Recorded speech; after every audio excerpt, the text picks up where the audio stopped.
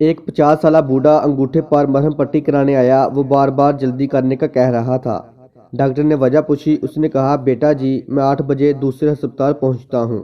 آندھی ہو، سیلاب ہو، بارش ہو، سردی ہو، گرمی ہو، میں کبھی لیٹ نہیں ہوا اور آج بھی نہیں ہونا چاہتا۔ ڈاکٹر نے پوچھا، بابا جی ہسپتال میں آپ کا کون ہے؟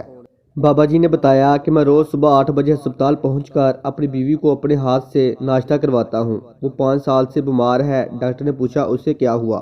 بابا جی بولے، اس کی یادداشت کھو گئی ہے۔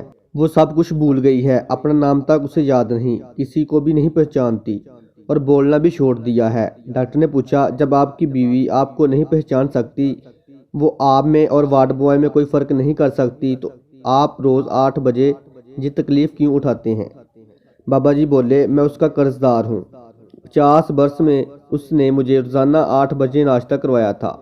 ہمارے ہاں نوکروں اور خادموں کی کمی نہیں تھی، مگر سردی، گرمی، بارش ہو یا آندھی ہو، وہ 6:30 بجے جاگتی اور اپنے ہاتھوں سے ناشتہ بناتی اور ٹھیک 8 بجے میز پر لگا کر میرا انتظار کرتی۔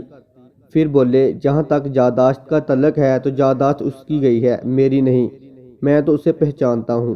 وہ آخری سانس تک میری بیوی ہے۔ محبت کا تعلق یادداشت سے نہیں ہوتا، نہ جسم سے نہ دماغ سے ہوتا ہے۔ یہ دل سے پیدا ہوتی ہے اور دل کی آخری دھڑکن تک قائم رہتی ہے۔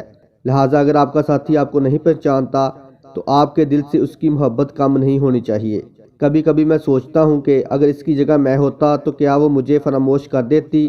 نہیں، وہ مجھے کبھی فراموش نہ کرتی۔ وہ ٹھیک 8 بجے ناشتے کی ٹرے لے کر روزانہ میرے سرہانے کھڑے ہو جاتی۔